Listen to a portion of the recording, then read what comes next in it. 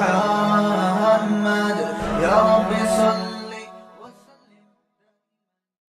بسم اللہ الرحمن الرحیم نحمدہ ونصلی علی رسولہ الکریم۔ سورہ انبیاء کا رکوع نمبر 5 اور 17ویں پارے کا بھی رکوع نمبر 5، اس کا مختصر لفظی ترجمہ مختصر گرامر کے ساتھ ہو چکا ہے۔ آج میں انشاءاللہ اس کی تفسیر شروع کروں گا۔ اعوذ باللہ من الشیطان الرجیم، بسم اللہ الرحمن الرحیم۔ وَلَقَدْ آتَيْنَا إِبْرَاهِيمَ رُشْدَهُ مِن قَبْلُ وَكُنَّا بِهِ عَالِمِينَ۔ البتہ تحقیق ہم نے ابراہیم کو پہلے ہی رشد دے دی، ہدایت دے دی، اور ہم ان کو جانتے تھے، یعنی ان کے حالات سے ہم واقف تھے اور یہ جانتے تھے کہ یہ رشد و ہدایت کے قابل ہیں۔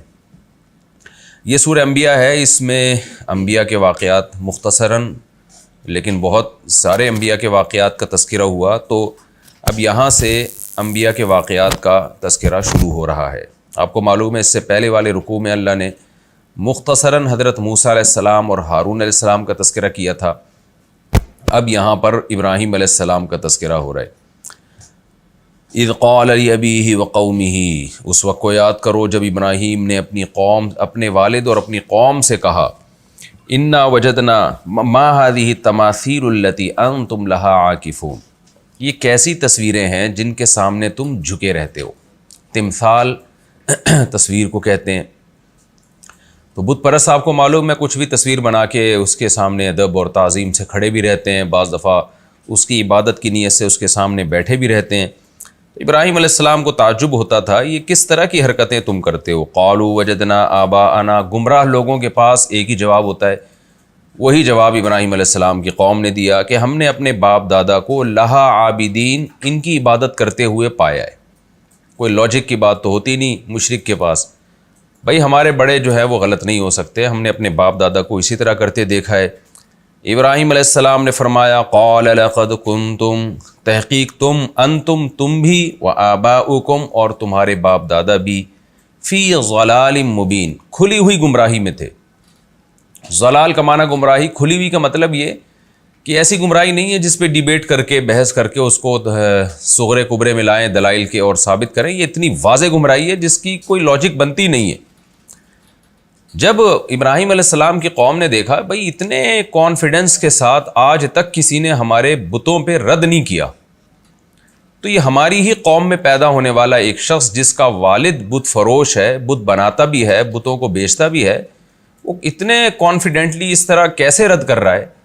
تو انہیں تعجب ہوا کہ یہ کہیں مذاق تو نہیں کر رہے، اس لیے قرآن کہتا ہے قوم نے کہا، قالوا اجئتنا بالحق، اے ابراہیم کیا آپ سیریسلی یہ بات کر رہے ہیں؟ ام انت من اللاعبین، یا آپ ہمارے ساتھ مذاق کر رہے ہیں؟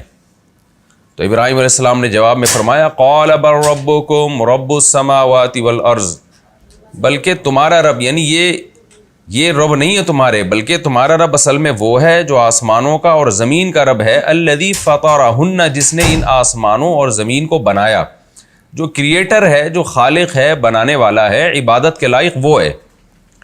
وَأَنَا عَلَىٰ ذَلِكُمْ مِنَ الشَّاهِدِينَ، اور میں اس بات پر گواہ ہوں، یعنی میں گواہی کے طور پر یہ بات کہہ رہا ہوں۔ ظاہر ہے گواہی جب دیتا ہے تو سیریسلی دیتا ہے، مذاق نہیں کرتا وہ۔ گواہی ایک بہت ہی اہم چیز ہے، جب ہم کہتے ہیں نا بھائی آپ گواہی کا لفظ استعمال کریں، شہادت کا لفظ استعمال کریں، تو اس میں پھر مذاق نہیں ہوتا، کیونکہ الفاظ بہت سخت ہوتے ہیں۔ تو ابراہیم علیہ السلام نے بتا دیا کہ میں نہ صرف یہ کہ سیریس ہوں، بلکہ میں جو لفظ استعمال کر رہا ہوں شہادت کا اور گواہی کا، اس میں مذاق کا امکان ہی نہیں ہے۔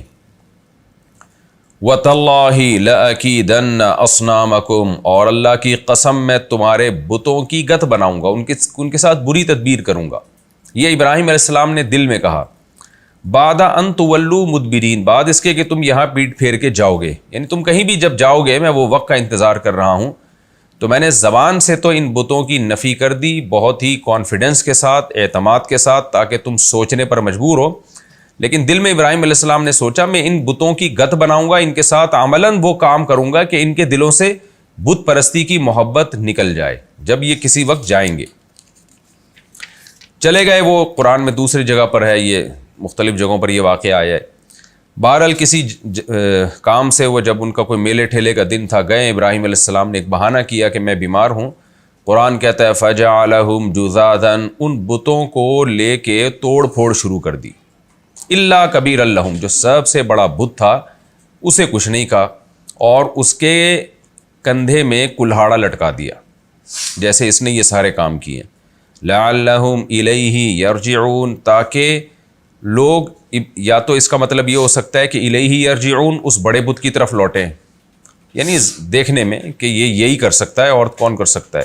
اور ایک مفہوم جو زیادہ اقرب الی العقل ہے، جو فہم کے زیادہ قریب ہے، وہ یہ کہ تاکہ لوگ ابراہیم علیہ السلام کی طرف لوٹیں، پوچھیں کہ بھئی بستی میں تو کوئی بھی نہیں تھا، آپ اکیلے تھے، تو یہ کس نے کیا ہے؟ تو جب میری طرف لوٹیں گے تو میں ان کو بتاؤں گا. وہی ہوا، وہ لوگ ابراہیم علیہ السلام کی طرف لوٹے، اور پہلے جب انہوں نے اپنے بتوں کا یہ حال دیکھا تو کہنے لگے من فعل ھذا بآلہتنا انہ لمن الظالمین، جس نے ہمارے بتوں کے ساتھ معبودوں، اچھا آلہہ معبود، اب بھی دیکھیں بت نہیں کہہ رہے بلکہ معبود، ہمارے خداؤں کے ساتھ جس نے یہ سب کچھ کیا ہے، انہ لمن الظالمین، یہ کس نے کیا ہے؟ بے شک وہ ظالمین میں سے. اب کسی نے دیکھا تو تھا نہیں، تو لوگ کہنے لگے سمعنا فتن یذکرہم، ہم نے ایک نوجوان کو سنا ہے جو ان کا تذکرہ کرتا ہے، جو اس طرح کی باتیں کرتا ہے، ان کا ذکر کرتا رہتا تھا کہ یہ کچھ نہیں کر سکتے. یقال لہ ابراہیم، جس نوجوان کو ابراہیم کہا جاتا ہے، تو یہ اسی کا کام معلوم ہوتا ہے. قالوا فاتوا به علی اعین الناس، لوگوں نے کہا اس کو تمام لوگوں کے سامنے لے کر آؤ، کیونکہ اگر اس نے کیا ہے تو وہ اپنے جرم کا اعتراف کرے گا اور پھر ہم اس کو مل کے سزا دیں گے.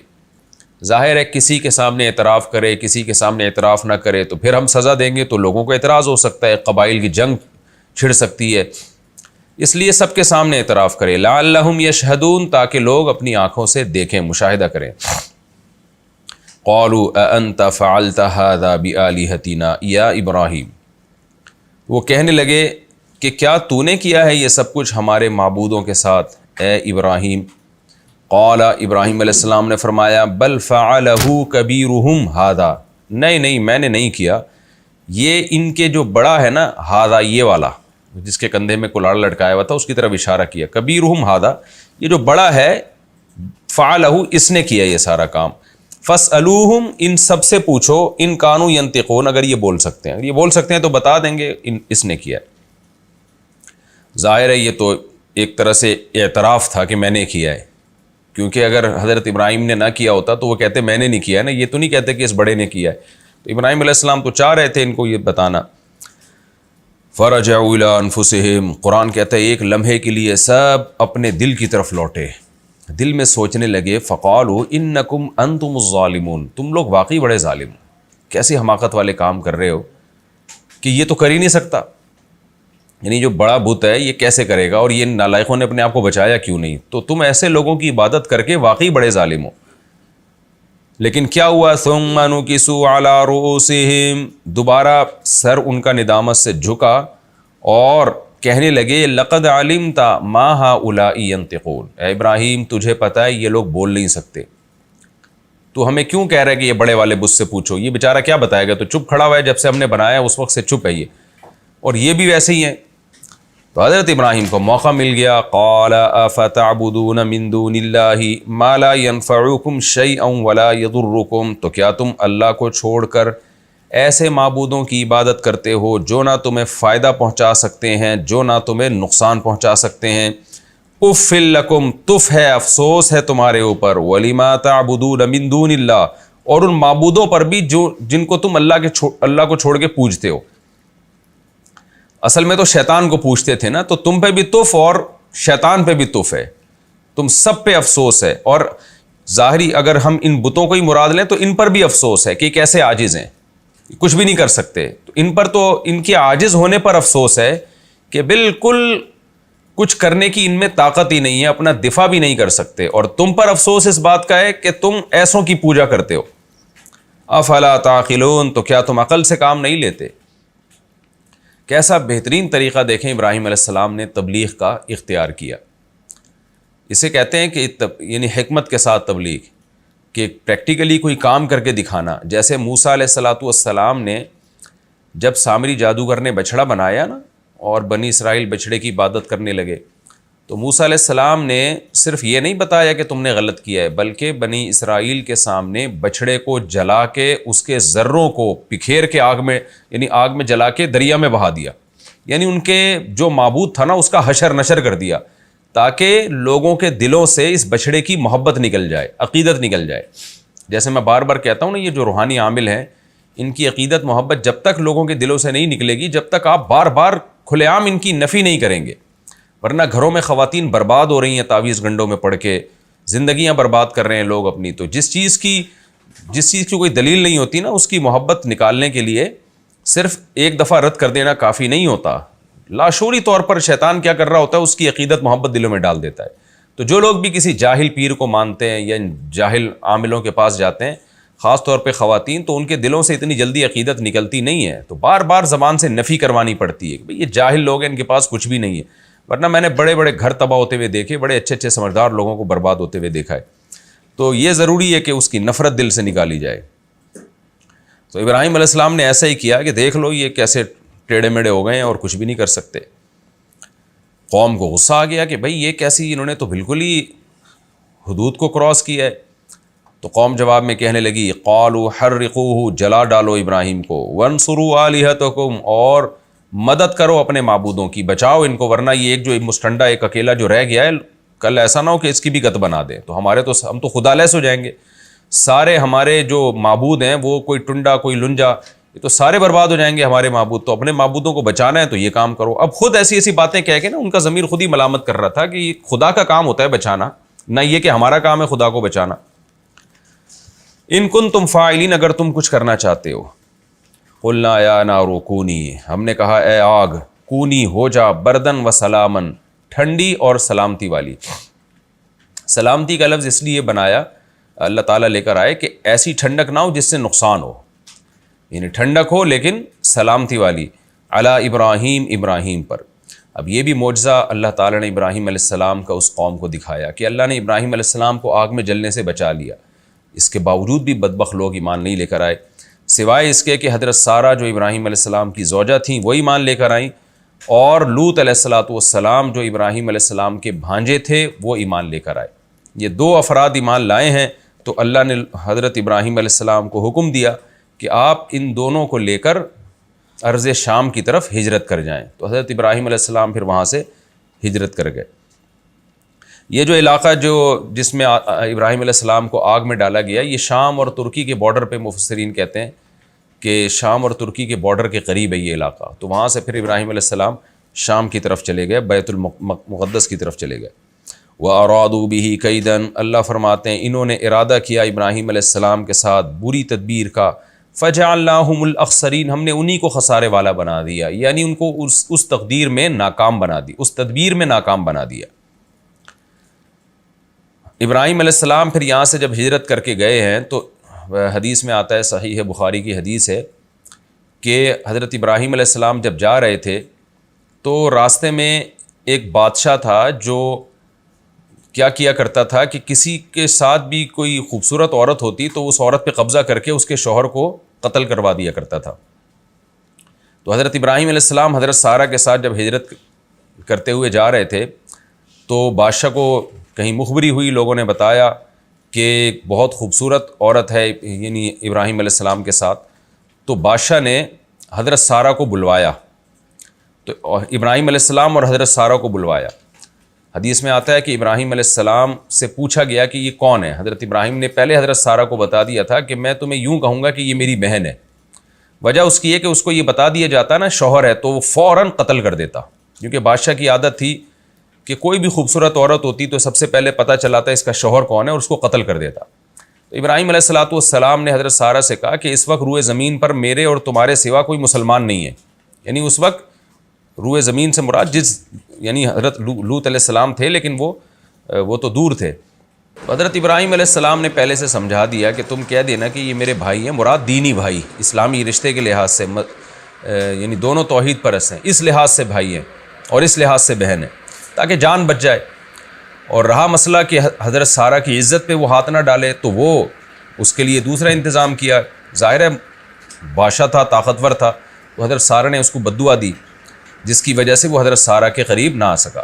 بخاری کی حدیث ہے، نبی صلی اللہ علیہ وسلم نے فرمایا کہ جب ابراہیم علیہ السلام نے کہا نا یہ میری بہن ہے، حضرت سارہ نے بھی کہہ دیا میرے بھائی ہیں، تو وہ حضرت سارہ کے قریب جیسے ہی آنے کی کوشش کرتا اس پر اللہ کا عذاب آنے لگتا۔ اس نے پھر حضرت سارہ سے کہا تم میرے لیے اللہ سے دعا کرو میں تمہارے قریب نہیں آؤں گا کہ یہ عذاب مجھ سے دور ہو جائے۔ حضرت سارہ دعا کرتی اور جیسے ہی وہ ٹھیک ہوتا پھر آنے لگتا۔ تو 2-3 دفعہ جب یہ عمل ہوا تو اس کو اندازہ ہو گیا کہ یہ کوئی اللہ کی نیک ولی ہیں جس کی وجہ سے میں ان کے قریب نہیں آ پا رہا اور مجھے کہیں اللہ کا مجھ پر عذاب نہ آ جائے۔ اس نے حضرت سارہ کو یہ کہہ کے چھوڑا اپنے درباریوں سے، الفاظ اس نے بڑے سخت استعمال کیے کہ معاذ اللہ یہ کوئی شیطان ہے، شیطان سے مراد جن ہے، کہ میں اس کے قریب جانے کی کوشش کرتا ہوں اور مجھ پر کوئی عذاب آ جاتا ہے، کوئی اسی نے سے جادو کیا ہوا یا جن ہے یہ۔ لیکن وہ حضرت سارہ سے بادشاہ متاثر ہوا اور اس نے یعنی اس کو اتنا تو اندازہ ہو گیا کہ یا تو یہ کوئی جن ہے یا کوئی ولی اللہ ہے کہ ان کی دعا فوراً قبول ہو رہی ہے۔ تو اس نے حضرت سارہ کو ایک باندی ہدیہ دی جن کو ہاجرہ کہا جاتا ہے۔ تو وہ باندی حضرت سارہ رضی اللہ تعالی عنہ حضرت ابراہیم علیہ السلام کے پاس لے کر آئیں۔ حضرت ابراہیم نماز میں مشغول تھے۔ حضرت ابراہیم نے پوچھا حضرت سارہ سے کیا ہوا، تو انہوں نے بتایا کہ اللہ نے مجھے بچایا، اور حدیث میں بڑی تفصیل ہے، میں پھر کبھی موقع ملا اس کی ڈیٹیل بتاؤں گا کہ حضرت سارہ نے کیسے اللہ سے گڑ گڑا کے دعا مانگی اس وقت کہ اے اللہ اس کو میری عزت کی حفاظت فرما اور اس ظالم بادشاہ سے۔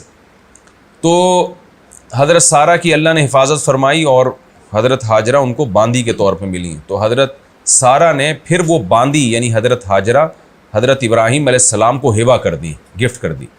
حضرت ابو ہریرہ رضی اللہ تعالیٰ عنہ نے جب یہ حدیث سنائی تو آپ نے فرمایا کہ اے اہل عرب تم سب حاجرہ کی اولاد میں ہو، یعنی حضرت ابراہیم علیہ السلام کو حضرت سارہ نے حضرت حاجرہ دی تھی، اور یہ بادشاہ نے جو ظالم کافر بادشاہ تھا اس نے حاجرہ دی حضرت سارہ کو۔ تو پھر حضرت حاجرہ کو لے کے ابراہیم علیہ السلام چلے اور ان سے آپ کی اولاد ہوئی، اور اس میں محمد صلی اللہ علیہ وسلم پیدا ہوئے، اور عرب کے جو قریش تھے وہ حضرت حاجرہ ہی کی اولاد میں تھے۔ لیکن یہ اس میں سارے نہیں تھے، کیونکہ اسماعیل علیہ السلام نے جو نکاح کیا وہ جرہم ایک قبیلہ تھا جو وہاں آ کے آباد ہوا، تو کچھ ان کی اولاد میں، کچھ حضرت حاجرہ کی اولاد میں۔ اچھا، حضرت سارہ کے اولاد نہیں ہو رہی تھی، اس لیے انہوں نے حضرت حاجرہ جو باندھی تھیں وہ حضرت ابراہیم علیہ السلام کو تحفے میں دے دی، لیکن اللہ نے حضرت سارہ پہ بھی کرم کیا اور حضرت سارہ کی بھی پھر اولاد ہوئی، حضرت اسحاق علیہ السلام اور یعقوب علیہ السلام، اور آگے بڑے بڑے پیغمبر حضرت سارہ کی اولاد میں پیدا ہوئے، موسیٰ علیہ السلام، داؤد علیہ السلام، سلیمان علیہ السلام، جتنے بنی اسرائیل کے پیغمبر ہیں، زکریا علیہ السلام، یہ سارے کے سارے حضرت سارہ علیہ السلام کی اولاد میں سے ہیں۔ یوسف علیہ السلام، موسیٰ علیہ السلام، ہارون علیہ السلام، یہ سارے حضرت سارہ کی اولاد میں ہیں۔ خیر قرآن کہتا ہے وَنَجَّيْنَاهُ وَلُوطًا إِلَى الْأَرْضِ الَّتِي بَارَكْنَا فِيهَا لِلْعَالَمِينَ، ہم نے ابراہیم کو بھی نجات دی اور لوط کو بھی نجات دی، إِلَى الْأَرْضِ ایک ایسی زمین کی طرف، الَّتِي بَارَكْنَا فِيهَا جس میں ہم نے برکتیں رکھی ہیں، للعالمین تمام جہان والوں کے لیے، یعنی ارض شام کی زمین جو بیت المقدس ہے جہاں، وہ روحانی اعتبار سے بھی برکت، کیونکہ وہاں بہت سارے پیغمبر آئے، اسلامی خلافت جو اس وقت یہودی مذہب برحق تھا تو ان کا مرکز بنا، عیسائیوں کا مرکز بنا، اور نبی صلی اللہ علیہ وسلم نے بھی اس جگہ کے فضائل بیان کیے، ہمارے نبی صلی اللہ علیہ وسلم کو معراج وہاں سے ہوئی ہے آسمانوں کی طرف، اور زمینی برکتیں بھی، وہاں کی آب و ہوا بہت صحت کے لیے اچھی ہے، وہاں کی جو پیداوار ہے انجیر اور زیتون وہاں کا بہت بہترین ہے، تو یہ دنیاوی برکتیں بھی اور روحانی برکتیں بھی۔ اس سے پتہ چلتا ہے کہ ایسی جگہ موو کر جانا جہاں روحانی اور دنیاوی برکتیں ہوں، یہ بھی بہت بڑی اللہ کی نعمت ہے۔ آپ رہائش کے لیے ایسی جگہ کا سلیکشن کرتے ہیں جہاں نہ وہاں کی آب و ہوا آپ کے لیے اچھی ہے اور نہ وہاں کی پیداوار آپ کے لیے اچھی ہے، تو یہ حماقت کی بات ہے۔ وَوَهَبْنَا لَهُ إِسْحَاقَ وَيَعْقُوبَ نَافِلَةً، اور ہم نے ابراہیم کو اسحاق اور یعقوب اضافی طور پہ ایک نعمت کے طور پہ دے دیے، نافل اضافی کو، یعنی ہم نے ان کو بہت ساری برکتیں دی جن میں ہم نے اپنی طرف سے ایک اور ان پر احسان کیا کہ ان کو اسحاق اور یعقوب دیے، یعنی اسحاق حضرت سارہ کے بیٹے اور یعقوب پھر اسحاق کے بیٹے۔ وَكُلًّا جَعَلْنَا صَالِحِينَ، اور سب کو ہم نے نیک بنایا۔ وَجَعَلْنَاهُمْ أَئِمَّةً يَهْدُونَ بِأَمْرِنَا، نہ صرف یہ کہ ہم نے ان سب کو نیک بنایا بلکہ ہم نے ان کو امام بنایا، یعنی قوموں کا مقتدا اور رہبر بنایا۔ یہدون بامرنا، یہ ہمارے حکم سے لوگوں کی رہنمائی کیا کرتے تھے۔ یہ بہت بڑی اللہ کی نعمت ہے کہ آپ خدا کی تعلیمات کی روشنی میں لوگوں کو گائیڈ کریں۔ دیکھیں آج بھی بڑے موٹیویشنل اسپیکرز ہیں اور آج بھی لوگوں نے مغرب کو اپنا امام بنایا ہوا ہے، وہ ہمیں تہذیب سکھا رہے ہیں، وہ ہمیں دنیا میں رہنے سہنے کا طریقہ سکھا رہے ہیں، لیکن وہ خدائی تعلیمات سے محروم ہیں۔ وہ یہدونا تو ہیں لیکن بامرنا نہیں ہے۔ پیغمبروں کی خاص بات یہ ہوتی ہے کہ وہ ہدایت دیتے ہیں اللہ کے حکم سے، اور علماء جو پیغمبروں کے وارث ہیں ان کی بھی یہ فضیلت ہے کہ وہ بھی اپنی طرف سے نہیں آپ کو گائیڈ کرتے بلکہ خدائی تعلیمات کی روشنی میں گائیڈ کرتے ہیں۔ تو ظاہر ہے کہ اللہ سے زیادہ ہدایت کس کے پاس ہوگی، اس لیے جب آپ کسی غیر مسلم سے سیدھا راستہ سیکھتے ہیں تو خود بھی گمراہ ہوتے ہیں، دوسروں کو بھی گمراہ کرتے ہیں۔ اس لیے ہمیشہ ہمیں ہدایت چاہیے خدائی تعلیمات سے، اللہ بتائے گا کہ صحیح کیا ہے غلط کیا ہے۔ آگے قرآن کہہ رہا ہے وَأَوْحَيْنَا إِلَيْهِمْ فِعْلَ الْخَيْرَاتِ، ہم ان کی طرف ہم نے وحی کی اچھے کاموں کی، وَإِقَامَ الصَّلَاةِ وَإِيتَاءَ الزَّكَاةِ، اور نماز قائم کرنے اور زکوٰۃ دینے کی، وَكَانُوا لَنَا عَابِدِينَ، اور یہ سب ہماری عبادت کیا کرتے تھے، ان میں کوئی بھی مشرک نہیں تھا۔ وَلُوطًا آتَيْنَاهُ حُكْمًا وَعِلْمًا، اللہ کہتے ہیں لوط علیہ السلام کو بھی ہم نے حکمت اور علم عطا کیا، وَنَجَّيْنَاهُ مِنَ الْقَرْيَةِ الَّتِي كَانَتْ تَعْمَلُ الْخَبَائِثَ، اور ہم نے نجات دی لوط کو ایسی بستی سے جو خبائث کیا کرتی تھی، بہت سارے خبیث اعمال کرتی تھی، ان میں سب سے بدترین عمل لڑکوں سے بدفعلی، اور بھی بہت سارے ان کے خبیث اعمال تھے، راستوں میں بیٹھا کرتے تھے۔ قرآن کہتا ہے کہ تم راستوں میں بیٹھ کے لوگوں کو روکتے کیوں، بھپتیاں کستے تھے راستوں میں بیٹھ کے، پتھر پھینکتے تھے، ڈھیلے پھینکتے تھے مسافروں پہ نا ان کو تنگ کرنے کے لیے، اور اس طرح کے خبائث عمل کیا کرتے تھے۔ بعض مفسرین نے یہاں تک لکھا ہے کہ کبوتر بازی بھی کیا کرتے تھے، چھتوں پہ چڑھ چڑھ کے لوگوں کے گھروں میں جھانکنا، یعنی غیر اخلاقی حرکتوں میں مشہور تھے وہ، شراب پینا، تو یہ سارے کام کیا کرتے تھے۔ لیکن ان میں جو سب سے بڑا خبیث کام تھا وہ تھا لڑکوں سے بدفعلی۔ تو اللہ کہتے ہیں میں نے لوط کو ایسی غلیظ اور ناپاک قوم سے نجات دے دی۔ انہم کانوا قوم سوء، بے شک یہ بری قوم تھی، فاسقین، فسق و فجور کرنے والی، برائیاں کرنے والی۔ وادخلناہ فی رحمتنا، اور ہم نے لوط کو اپنی رحمت میں داخل کر دیا۔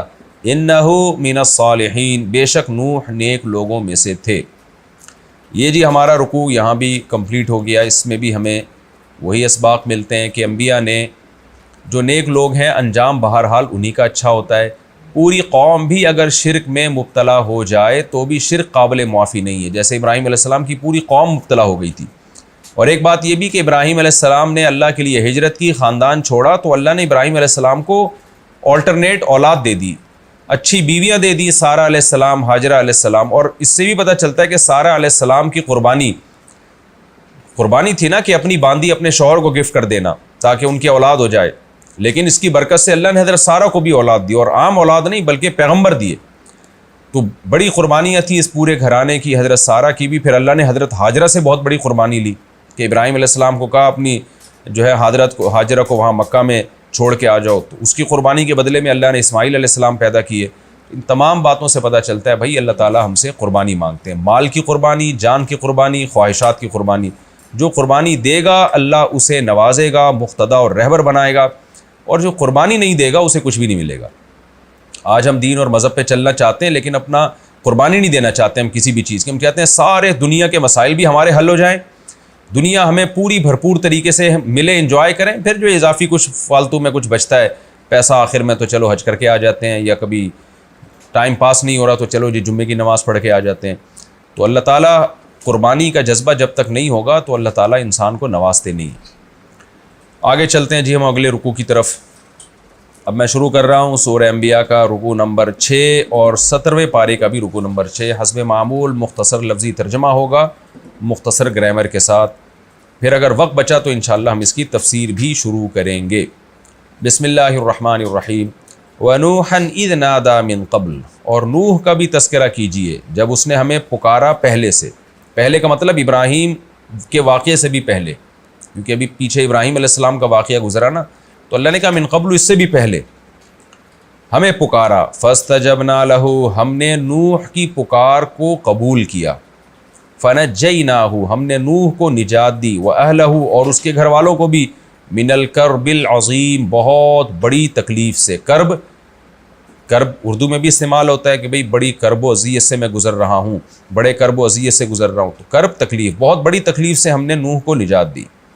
وَنَصَرْنَاهُ، اور ہم نے نوح کی مدد کی، من القوم الذین، اس قوم سے، الذین کذبوا بآیاتنا، جو ہماری آیات کا انکار کیا کرتی تھی، جھٹلایا کرتی تھی۔ انہم کانوا قوم سوء، بے شک نوح کی قوم بری قوم تھی۔ فاغرقناہم، ہم نے غرق کر دیا انہیں، اجمعین، سب کے سب کو۔ و داود و سلیمان، اور داود اور سلیمان کا بھی تذکرہ کیجیے، اذ یحکمانی فی الحرث، جب وہ دونوں فیصلہ کر رہے تھے کھیتی کے معاملے میں۔ حکمہ یحکمو کا معنی فیصلہ کرنا، یحکمانی یضربانی کی طرح، جب دونوں فیصلہ کر رہے تھے فی الحرث ایک کھیتی میں، یعنی ایک کھیتی کے کیس میں۔ اذ نفشت فیہ غنم القوم، غنم عربی میں بکری کو کہتے ہیں، نفشت کا معنی جانور کا بغیر کوئی مالک نہ ہو، اس کا کوئی رکھوالا نہ ہو اور خود سے کھیتی میں گھس جانا۔ تو اذ نفشت فیہ، جب اس کھیتی میں گھس چکی تھی، غنم القوم، قوم کی بکریاں، غنم ریوڑ کو کہتے ہیں، بکریوں کا جو اس میں جنس ہے نا، پوری جو ایک ریوڑ ہے بکریوں کا، اس میں جب بکریاں گھس گئیں اس میں اور انہوں نے نقصان پہنچایا، وَكُنَّا لِحُكْمِهِمْ شَاهِدِينَ، اور ہم تھے ان کے فیصلے پر گواہ۔ حکمہم یعنی داؤد اور سلیمان جو فیصلہ کر رہے تھے، ہم اس پر گواہ تھے، ہم اس کو دیکھ رہے تھے کیا فیصلہ کرتے ہیں۔ فَفَهَّمْنَاهَا سلیمان، ہم نے سمجھ بوجھ عطا کر دی اس فیصلے کی سلیمان کو۔ فہیم یفہم کا معنی سمجھنا، فہم یفہم تفہیماً کا معنی سمجھانا، یعنی ہم نے وہ فیصلہ سمجھا دیا سلیمان کو۔ وَكُلًّا آتَيْنَا، اور سب کو ہم نے، یعنی داؤد ہو یا سلیمان ہو، دونوں کو ہم نے دیا تھا حکماً و علما، حکمت اور علم، یعنی علم اور حکمت تو ہم نے دونوں کو دی، لیکن اس خاص فیصلے میں ہم نے سلیمان کو زیادہ سمجھ عطا کی۔ تفسیر میں انشاءاللہ اس کی ڈیٹیل آئے گی۔ وَسَخَّرْنَا مَعَ دَاوُودَ الْجِبَالَ، اور ہم نے مسخر کر دیا داؤد علیہ السلام کے ساتھ پہاڑوں کو، ان کو مسخر کا معنی پہاڑوں کو ان کے تابع بنا دیا۔ کیسے بنا دیا؟ یسبحنا، کہ وہ اللہ کی تسبیح پڑھا کرتے تھے، سبح یسبح، تسبیح پڑھنا، یسبحنا یضربنا کی طرح، جبال چونکہ مؤنث ہے نا، اس لیے اس کے لیے یسبحنا مؤنث کا صیغہ آیا۔ وہ پہاڑ تسبیح پڑھا کرتے تھے، والطیرا، اور پرندوں کو بھی ہم نے تابع کر دیا، وَكُنَّا فَاعِلِينَ، اور تھے ہم کرنے والے، یعنی یہ سارے کام ہم کر رہے تھے۔ وَعَلَّمْنَاهُ صَنْعَةَ لَبُوسٍ لَكُمْ، اور ہم نے سکھایا داؤد کو صنعت لبوس، زرہیں بنانے کی صنعت۔ لبوس لباس سے نکلا ہے، لباس پورے جسم پہ آتا ہے، تو لبوس بھی جو پورے جسم پہ زرہ آتی ہے نا، لوہے کا لباس، جنگی لباس، تو ہم نے داؤد کو وہ جنگی لباس سکھایا، لِتُحْصِنَكُم مِّن بَأْسِكُم، تاکہ وہ جنگی لباس تمہیں بچا لے تمہاری لڑائیوں سے۔ باس لڑائی کو کہتے ہیں، جنگوں میں تمہاری حفاظت کا ذریعہ بنے۔ احسان کا معنی حصن کہتے ہیں نا قلعے کو جو بچاتا ہے، تو احسن یحسن کا معنی بچانا، تاکہ وہ بچائے تمہیں تمہاری لڑائیوں میں۔ فہل انتم شاکرون، تو کیا تم میرا شکر ادا کرو گے۔ ولی سلیمان الریح، اور سلیمان کے لیے ہم نے ہوا کو مسخر کیا، عاصفتاً تیز ہوا، ریح عاصف قرآن میں ہے نا، طوفانی ہواؤں کے لیے لفظ استعمال ہوا ہے۔ تجری بامرہ، جو سلیمان کے حکم سے چلتی تھی، الی الارض، ایسی زمین کی طرف، التی بارکنا فیہا، جس زمین میں ہم نے برکتیں رکھی تھی۔ وَكُنَّا بِكُلِّ شَيْءٍ عَالِمِينَ، اور ہم تھے ہر چیز پر عالمین، ہر چیز کو ہم جاننے والے تھے، یعنی ہمارے علم کے مطابق یہ سب کچھ ہو رہا تھا۔ وَمِنَ الشَّيَاطِينَ، اور شیاطین میں سے، یعنی شیطان سے مراد جنات، جنات کو بھی شیطان کہا جاتا ہے، اور جنات میں سے ہم نے مسخر کیے ان کے لیے، من، وہ جنات، یغوسون لہو، جو غوطے لگاتے تھے سلیمان کے لیے۔ غاص یغوسو کا معنی غوطے لگانا پانی کے اندر۔ وَيَعْمَلُونَ عَمَلًا، اور عمل کرتے تھے عمل، دون ذالک، اس کے علاوہ، یعنی سمندروں میں غوطے لگانے کے علاوہ بھی کام کیا کرتے تھے۔ وَكُنَّا لَهُمْ حَافِظِينَ، اور تھے ہم ان شیاطین کے حفاظت کرنے والے، حفاظت سے مراد محافظ، تاکہ وہ دائیں بائیں نہ جائیں، سرکش نہ بنے، یعنی ان کو کنٹرول کرنے والے، یہاں حفاظت کا معنی ان کو کنٹرول کرنے والے ہم تھے۔ وَأَيُّوبَ، اور آپ ایوب کا بھی تذکرہ کیجئے، اِذْ نَادَى رَبَّهُ، جب ایوب نے پکارا اپنے رب کو۔ کیا پکارا؟ انی، کہ بے شک مجھے، مسنی الضر، مسا چھونا، نی کا معنی مجھے، الضر مصیبت یعنی بیماری، کہ مجھے بیماری نے چھوا ہے، یعنی مجھے بیماری پہنچی ہے۔ وَأَنْتَ أَرْحَمُ الرَّاحِمِينَ، اور تو رحم کرنے والوں میں سب سے بڑا رحم کرنے والا ہے۔ فَاسْتَجَبْنَا لَهُ، قرآن کہتا ہے ہم نے ان کی پکار کو سنا، ان کی دعا کو قبول کیا۔ فَكَشَفْنَا مَا، ہم نے دور کر دیا، کشف کا معنی کھولنا، دور کرنا، ما وہ چیز بھی جو ان کے ساتھ تھی، یعنی ایوب کو کے ساتھ جو چیز تھی، جو بیماری تھی، وہ ہم نے دور کر دی، من ضر یعنی تکلیف. یہ ماں کا بیان ہے نا، ماں کے لفظ میں ابہام ہے اور اس ابہام کو من کے ذریعے دور کیا جاتا ہے. ہم نے دور کر دی ماں وہ چیز بھی جو یا ایوب کے ساتھ تھی، من ضر یعنی بیماری. وَآتَيْنَاهُ أَهْلَهُ اور ہم نے عطا کیے ایوب کو، اہلہ ان کا اہل، وَمِثْلَهُمْ اور ان اہل کا مثل، معہم ان اہل کے ساتھ، یعنی ہم نے ان کے اہل و عیال ان کو لوٹا دیے، اور مثلہم ان اہل و عیال کے جیسا، معہم انہی اہل و عیال کے ساتھ مزید دے دیا ہم نے ان کو، یعنی ان کو ڈبل خاندان کر دیا ان کا. رحمتم من عندنا رحمت کرتے ہوئے اپنی طرف سے، وذکریٰ للعابدین اور عبادت گزاروں کے لیے نصیحت کا سامان بناتے ہوئے. یعنی یہ جو کام ہم نے کیے کہ ایوب علیہ السلام کو بیماری سے نجات دی، ان کا اہل بھی ان کو لوٹا دیا اور اس اہل جیسا مزید اہل بھی دے دیا، یہ جو کام ہم نے کیے دو وجہ سے کیے. ایک رحمتم من عندنا اپنی طرف سے رحمت کی وجہ سے، اور عبادت گزاروں کی نصیحت کے لیے، یعنی اس لیے تاکہ عبادت گزاروں کو نصیحت ہو کہ دیکھو اللہ کی عبادت کے کیسی برکتیں ملتی ہیں. وَإِسْمَاعِيلَ وَإِدْرِيسَ وَذَا الْكِفْلِ اور آپ اسماعیل کا تذکرہ بھی کیجئے، ادریس کا بھی، اور ذو الکفل پیغمبر گزرے ہیں، ان کی زیادہ تفصیل ہمیں نہیں ملتی قرآن و سنت میں اور احادیث میں. کل من الصابرین یہ سب کے سب صبر کرنے والوں میں سے تھے. وَأَدْخَلْنَاهُمْ فِي رَحْمَتِنَا اور ہم نے ان کو داخل کر دیا اپنی رحمت میں. إِنَّهُمْ مِنَ الصَّالِحِينَ یہ سب نیک لوگوں میں سے تھے. وَذَنُّونِ اور آپ مچھلی والے کا بھی تذکرہ کریں، نون مچھلی کو کہتے ہیں، ذا کا معنی والا، جیسے ذو مال ذا مال ہے نا، یہ مال والا.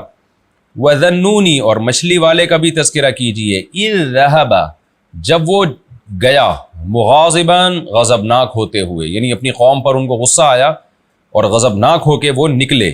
فَظَنَّ اور ان کو یہ گمان ہوا، أَلَّن نَقْدِرَ عَلَيْهِ کہ ہمیں ہرگز اس پر قدرت نہیں ہوگی، یعنی وہ ہمارے بارے میں یہ سمجھ بیٹھے کہ ہم ان کو پکڑیں گے نہیں.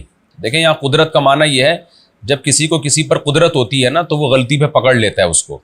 تو یہاں یہ مطلب نہیں ہے کہ یونس علیہ السلام کو یہ تھا کہ اللہ کو ہم پہ قدرت ہی نہیں ہے، ظاہر ہے یہ تو کفر ہے. تو یہاں قدرت کا حاصل معنی مراد ہے، قدرت کے لوازمات میں سے ہے کہ جس کو قدرت ہوتی ہے تو وہ اس کو پکڑتا بھی ہے غلطی پر عام طور پر.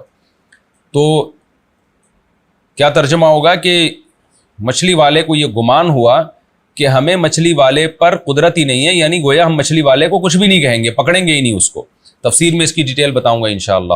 فنادا فی الظلمات پس اس مچھلی والے نے اندھیروں میں پکارا، اللہ الہ الا اللہ کہ بے شک اللہ کے سوا کوئی لا الہ الا انت کہ کوئی عبادت کے لائق نہیں ہے مگر تو، یعنی اللہ کو پکارا انہوں نے. سبحانک تو ہر عیب سے پاک ہے، انی کنت من الظالمین بے شک تھا میں ظالمین میں سے، یعنی غلطی مجھ سے ہوئی ہے.